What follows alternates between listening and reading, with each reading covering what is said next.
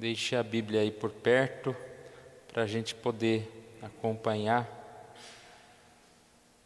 Nós vamos aqui, bem rapidamente, retomar desde o verso 1, quando nós conversamos a respeito deste texto. A base aqui é Jesus se despedindo dos discípulos, ao mesmo tempo ele está consolando esses discípulos pela sua saída, mas não só consolando, mas explicando para aqueles que são seus discípulos como tudo isso fazia parte do propósito, da história. E a gente vê aqui uma mensagem muito importante para nós, né? Como a gente falou no domingo, em 2 Timóteo, quando Paulo instrui a Timóteo falando que sobrevirão tempos difíceis e você deve permanecer firme, aqui é bem parecido, né? Quando Jesus vai partir, ele diz que surgirão tempos difíceis, e aqui logo no versículo 1 fala que eles não deveriam escandalizar, ou seja, desistir. Vocês serão expulsos das sinagogas, e aqueles que vão expulsar, aqueles que vão matar, ainda vão achar que estão fazendo coisa boa, né?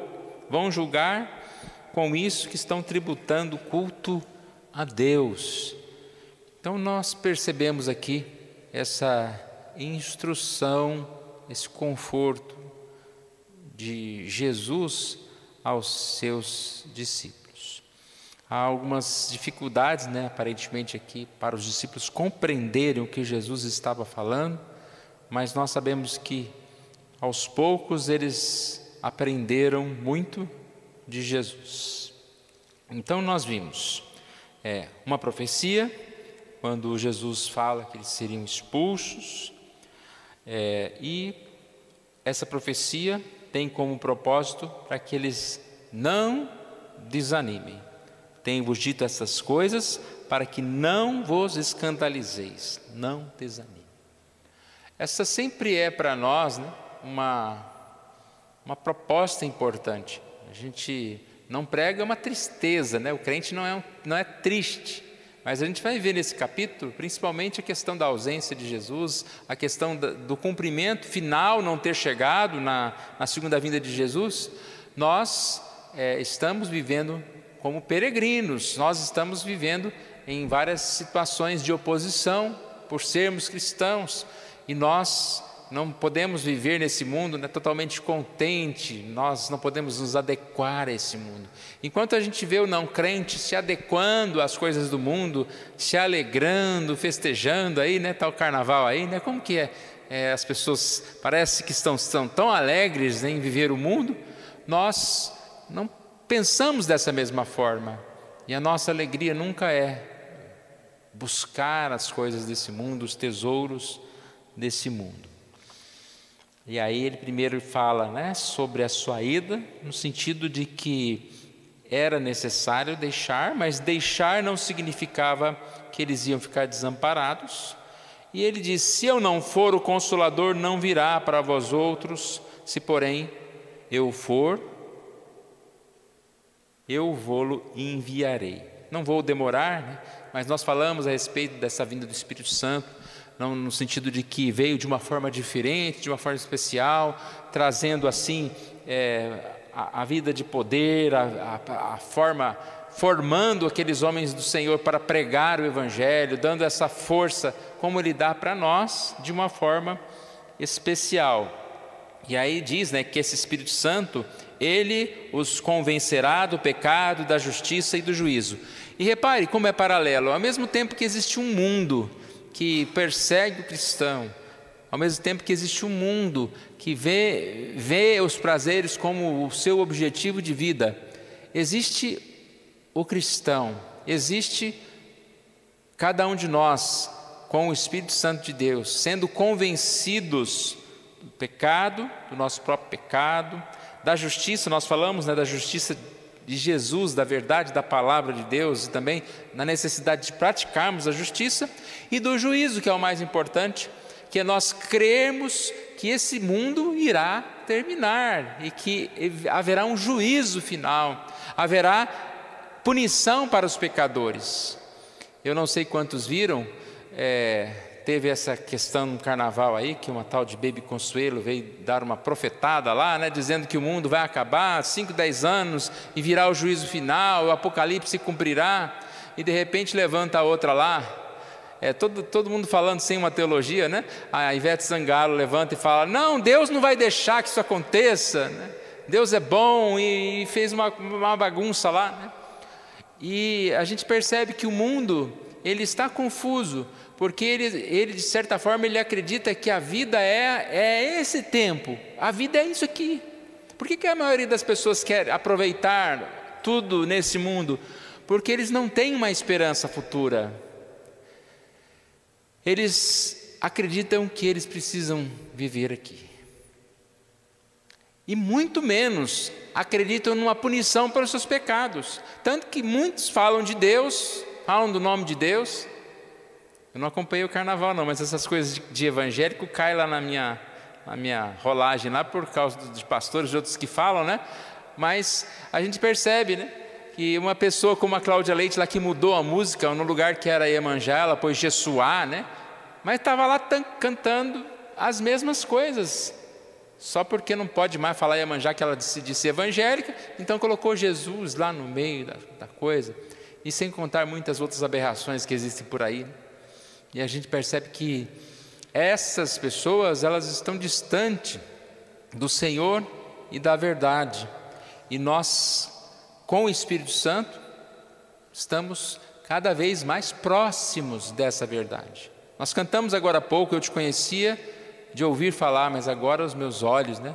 Agora de contigo andar. Nós conhecemos a Deus à medida em que nós caminhamos com o Senhor, na nossa história de vida, nos nossos testemunhos, na nossa leitura da palavra, na nossa comunhão com o Senhor.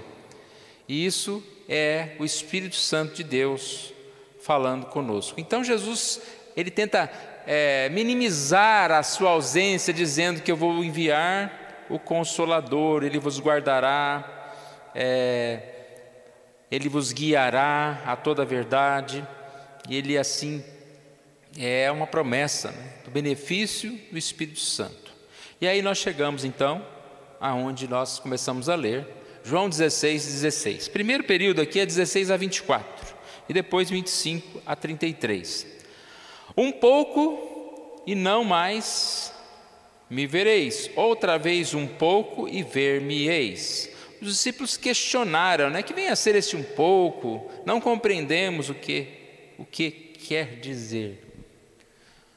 Claro que Jesus estava falando sobre que restava pouco tempo da sua morte, da sua ascensão, e que ele não estaria mais. Ele chama de um pouco e ver-me-eis, como se em pouco tempo, né, nós podemos vê-lo novamente. Mas a mensagem principal está relacionada ao que estaria no coração daqueles discípulos de Jesus, que era a tristeza pela ausência. Nós percebemos então que esses versículos nos ensinam que a ausência de Cristo será uma ocasião de tristeza para os crentes e alegria para o mundo. Basicamente eu já falei isso agora há pouco, né? E ele continua nesse mesmo tom, nessa mesma ideia, mostrando que há tristeza por parte do cristão e o mundo está alegre. Olha o verso 20, pode acompanhar na sua Bíblia aí. Em verdade eu vos digo que chorareis e vos lamentareis, e o mundo se alegrará. Os discípulos estão tristes. Por quê, irmãos? A ausência de Cristo. Ah, mas Cristo não está presente. Cristo espiritualmente não está presente. Está. Mas nós sabemos que essa ausência de Cristo, ela acontece. Vamos tentar fazer uma comparação. Quando você encontra alguém pessoalmente, você tem uma sensação, você tem uma expressão. Quando você encontra essa pessoa, seja lá por mais de um meio tecnológico que seja tão real, tão vivo, como a internet, como um vídeo, né, que você pode estar vendo, já não é a mesma coisa. A gente não pode comparar como será maravilhosa a nossa presença com Jesus nos céus do que a presença que nós temos de Jesus agora. A fé exclui o ver. Nós vemos, mas não vemos fisicamente. A esperança, o experimentar. Nós esperamos, mas quem espera não está experimentando. Falando da real presença de Jesus, da glória de Deus e da nossa própria transformação em glória. Ler e ouvir não são o mesmo que contemplar. Orar não equivale a conversar face a face. Então nós temos um momento, sim, né, como nós falamos há pouco, de tristeza e de dificuldades por ainda não estarmos com Cristo. Nós somos feitos para a comunhão com Deus. Essa comunhão foi quebrada. Embora ela tenha sido restaurada em Jesus, ela não foi totalmente restaurada no sentido de que ainda nós precisamos ser transformados em glória. Verso 20 então disse: chorareis. E nós temos outros exemplos bíblicos como Mateus 9,15, quando diz: podem acaso estar tristes os convidados para o casamento, enquanto o noivo está com eles? Dias virão, contudo, em que será tirado o noivo, e nesses dias hão de jejuar. Ou seja, ele está falando que esses dias que nós vivemos hoje, o noivo já não está aqui. E nesses dias, ele está falando de jejum, de tristeza, de preocupação, de contrição, de busca pelo Senhor.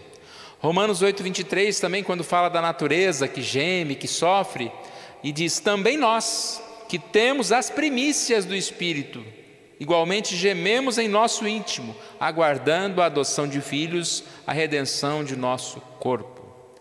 Repare que nós recebemos o Espírito Santo, mas aqui ele fala: recebemos as primícias. O que é a primícia? É como um comecinho, né? Você começou a colher algo que vai ser uma grande colheita nos céus. Então nós, ao mesmo tempo que nos alegramos na presença de Cristo, vemos o mundo se alegrando na ausência da segunda vinda, a ausência do juízo. E como eu citei, as pessoas querem um apocalipse, as pessoas querem que Jesus volte. Não, eles querem, está tudo bem assim mesmo, vamos viver, vamos festejar, vamos aproveitar. Não quero nem ouvir falar dessa história de Jesus voltar, a ponto dela dizer, né, da tal da Ivete dizer, Deus não vai deixar. Como assim Deus não vai deixar o juízo? Deus não vai deixar o fim do mundo? Mas é a palavra de Deus que diz que isso que irá acontecer. Essa felicidade do mundo é bem estranha, né? O mundo não deseja que Cristo volte. O mundo acha que está vivendo bem sem Ele. E a gente tem dificuldade de entender, né? Como que o mundo se alegra na ausência de Deus. Ou se engana achando que está com Deus. Mas é isso que está acontecendo. Aqui ainda dessa parte inicial que nós estamos estudando,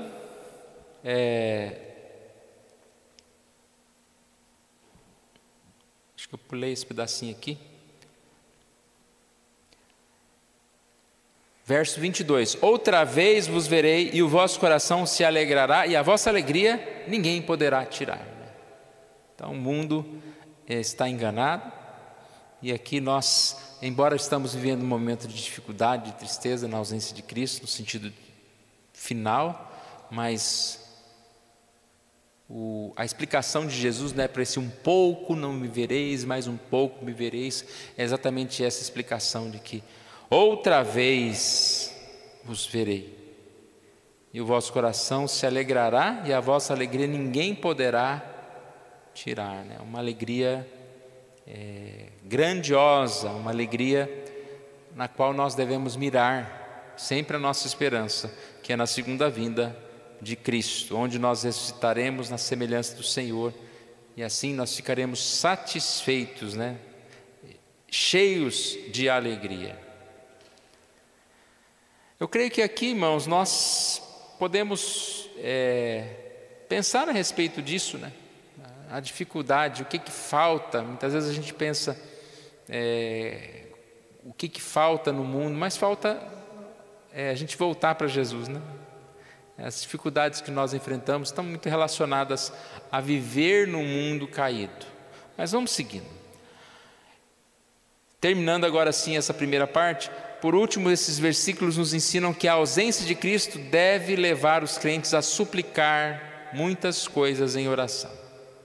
Nós cantamos há pouco, na oração encontro calma, encontro paz. E aqui esse texto diz, até agora nada tendes pedido em meu nome, pedi e recebereis para que a vossa alegria seja completa. Jesus é o único mediador entre Deus e o homem. E aqui os discípulos estão sendo ensinados que eles deveriam pedir em nome de Jesus, porque Jesus estava cumprindo a sua missão, morrendo na cruz, ressuscitando. E assim ele fez essa ponte, né? Jesus nos leva até Deus. Nós podemos ter livre acesso a Deus. E a oração é o segredo para o consolo durante a ausência dele. Basicamente Jesus está falando disso. Vou partir, mas vocês orem, e vocês assim peçam, e eu estarei respondendo, eu estarei sendo essa ligação de vocês ao Pai. E nós percebemos que se há ausência de Cristo, por mais que nós falamos que a fé ela é limitada por não podermos ver, ou a esperança é limitada por não podermos esperar, através da oração nós temos essa presença de Jesus. É a forma mais próxima que nós temos de chegar a Jesus, através da oração. E quando ele fala pedir e recebereis, mais do que o tema pedido aqui, mais do que alguma coisa material, ele está falando a respeito dessa comunicação nossa com Deus, onde nós levamos os nossos problemas, os nossos pecados, a nossa tristeza diante de Deus, e Ele vai cuidar aqui para que nós estejamos sentindo consolados pela Sua presença, tanto que no final ele diz, para que a vossa alegria seja completa. E que alegria completa é essa, se não termos essa experiência da presença de Jesus? Então Jesus, Ele aqui está nos ensinando que nós devemos pedir. A constante oração é o segredo para o consolo durante a ausência de Jesus. E a oração é algo tão importante e tão prático, né? Deus não disse cante um cântico e você vai ficar feliz, ou pregue, ou faça uma leitura no sentido de alguma coisa e você vai ficar feliz. Muitas pessoas podem não saber cantar, podem não saber pregar, podem até não saber ler, mas todos podem orar e todos oram, né? Todos falam com Deus, no sentido de que nós podemos assim ter essa comunhão com o Senhor. E podemos dizer isso, né? Onde nós encontramos conforto na hora da dificuldade? É na oração. Onde a gente encontra calma na hora da ansiedade? Colocando diante de Deus. Quando pecamos, aonde nós encontramos a misericórdia? É através da oração, pedindo, clamando ao Senhor que perdoe o nosso pecado. Então, nós podemos sim, através do Espírito Santo, orar em nome de Jesus, para que a alegria seja completa. Talvez o mundo está um pouco triste, ou o mundo no sentido dos cristãos, porque falta a oração, porque falta esse debruçar de buscar alegria através da oração. A segunda parte aqui, 25 a 33. Estas coisas vos tenho dito por meio de figuras, vem a hora em que não vos falarei por meio de comparações, mas vos falarei claramente a respeito do Pai. Ele está falando que vem a hora quando o conhecimento de Deus será completo. E esse conhecimento de Deus já está sendo, como Jesus está dizendo aqui, ampliado na vida daqueles discípulos. A gente percebe aqui que é uma conclusão, né, do capítulo, uma conclusão também desse discurso de Jesus, essa conversa de Jesus com seus discípulos. E aqui encontramos uma grande declaração de fé dos seus discípulos, quando ele diz: agora vemos que sabes todas as coisas, por isso cremos que de fato vieste de Deus. Agora cremos, né? É o verso 29. Agora cremos que falas claramente, que não empregas nenhuma figura. Vemos que sabes todas as coisas. Então eles estão argumentando que creem no Senhor. E nós percebemos aqui que Jesus, ele fala, né, que eu vos falarei claramente a respeito do Pai. Ele não fala a respeito de mim mesmo, porque ele está falando a respeito de que a sua missão é levar-nos junto ao Pai. Nós conhecemos ao Pai. E nós podemos assim entender que Jesus está mostrando que esse reconhecimento que nós temos de Jesus como nosso Salvador, Ele nos dá esse acesso ao Pai. E nós podemos assim suplicar a Deus. Jesus valoriza as pequenas virtudes e fala com bondade a respeito daqueles que as possuem. O próprio Pai vos ama, visto que me tendes amado e tendes crido que eu vim da parte de Deus. Então, quando ele está dizendo aqui o próprio Pai vos ama, verso 27, ele está dizendo exatamente isso que nós falamos há pouco. A aprovação que nós temos de Deus por intermédio de crermos em Jesus. E para quem ele está falando isso? Para discípulos poderosos que nunca falham? Ele está falando para pessoas frágeis que em poucas horas vão encher-se de incredulidade e covardia. Esses homens que Jesus está elogiando, eles vão, de certa forma, abandonar Jesus. E Jesus fala isso nesse texto, né? Quando eles fazem essa declaração, que creem em Jesus, que Ele é o Jesus, no verso 32, Jesus responde, né? Credes agora, verso 31. Depois ele diz: eis que vem a hora e já é chegada em que sereis dispersos, cada um para a sua casa, e me deixareis só. Contudo não estou só, porque o Pai está comigo. Eu acho muito interessante essa ideia de que Jesus, Ele entende e ama cada um de nós, mesmo reconhecendo que nós não somos capazes de cumprir tudo, né? Todo o chamado dele. Aqui nós percebemos que somos frágeis, como esses apóstolos eram frágeis, e mesmo eles sendo frágeis, Jesus os elogiou por causa do seu amor, por causa da sua fé. Aqui nós percebemos que, embora fracas, as virtudes espirituais deles eram autênticas e verdadeiras.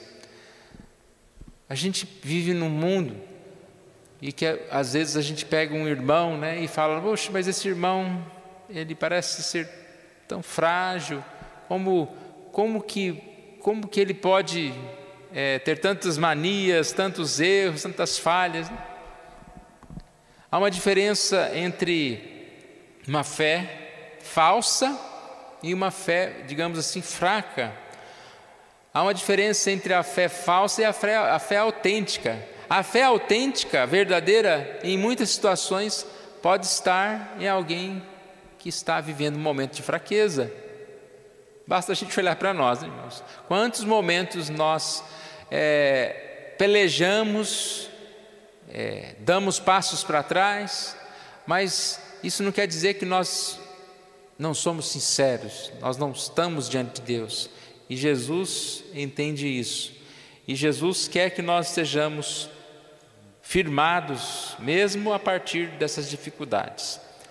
Aprendemos nessa passagem que o melhor dos crentes conhece pouco o próprio coração. Quando aqueles discípulos falaram: não, nós cremos no Senhor, agora entendemos, quase eles falaram: agora entendemos tudo, agora estamos no caminho.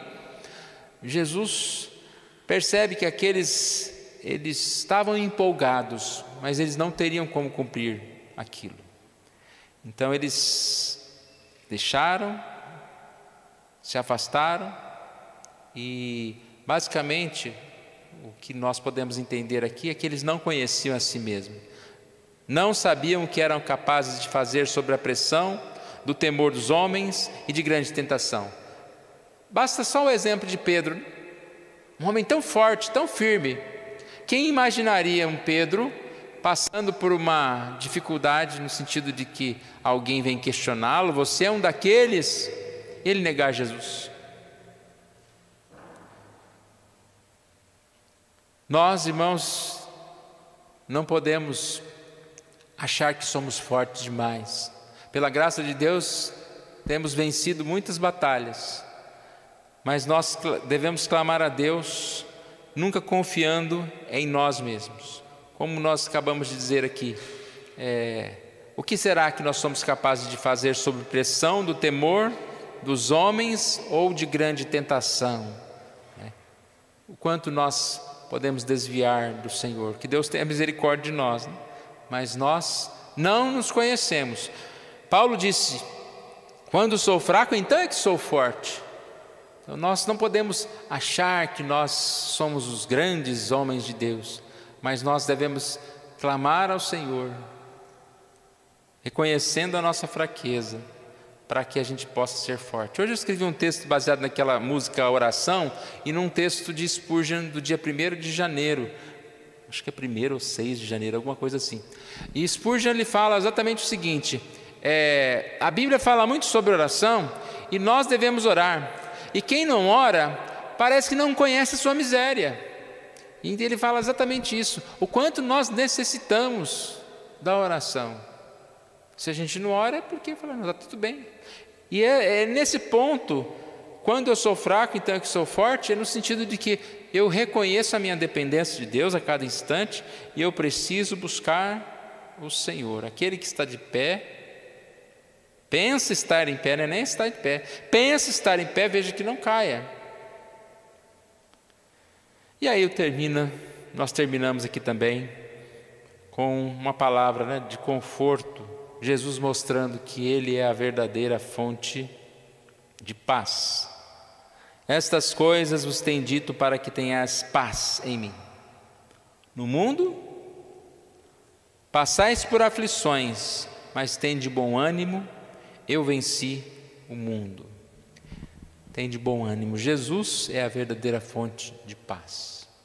O que nós vimos hoje, nós estamos vivendo um período que ainda é considerado os últimos dias, que enfrentamos dificuldades, enfrentamos opressões e principalmente enfrentamos a ausência de Jesus. Fomos criados para viver com Deus no paraíso, mas nós vivemos ainda essa ausência completa de Jesus.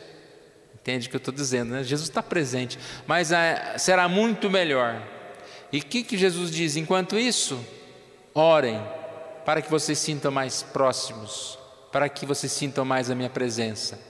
Enquanto isso, o que nós devemos lembrar? Que o Espírito Santo é aquele que nos convence do pecado, da justiça e do juízo. Então nós devemos permanecer firmes no Espírito para andar na verdade, andar nesses caminhos do Senhor. E que possamos cada vez mais buscar esse conhecimento de Deus, que é dito aqui nesse texto. E por mais que nós sejamos conhecedores de Deus, que nós possamos nos manter sempre em humildade,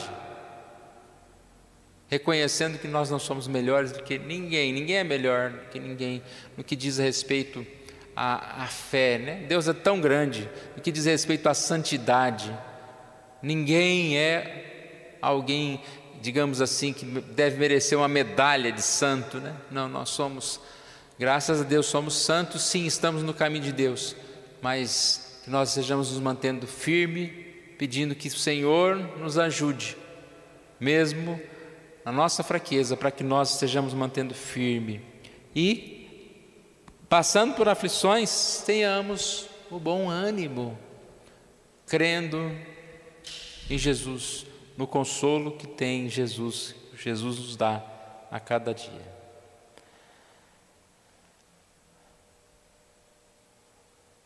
Vou fazer uma oração, depois nós vamos cantar ainda o hino 19. Pai querido, nós agradecemos a Ti pela oportunidade que o Senhor nos dá, Senhor Deus, de ouvirmos a Tua palavra, ó Deus, de sabermos que este Evangelho é tão atual, é tão real, ó Deus. Da mesma forma que o Senhor falou com os seus discípulos, está falando conosco nessa noite, para que nós possamos nos manter firmes, para que nós possamos, ó Deus, entender que, embora estejamos vivendo um tempo de tristeza, enquanto o mundo vive uma alegria falsa, nós não devemos desanimar, não devemos desistir, mas assim, ó Deus, continuarmos no caminho do Senhor, buscando o Senhor em oração, buscando conhecer mais de Ti, ó Deus. Ó Pai amado, que o Senhor Deus nos ajude e assim, ó Pai, possamos ser fortalecidos e permanecer nesse caminho com ânimo, ó Pai, com alegria, na paz do Senhor, Deus. Obrigado pela Tua palavra, que o Senhor Deus venha completá-la no nosso coração, Deus, assim nos abençoe. Oramos em nome de Jesus. Amém.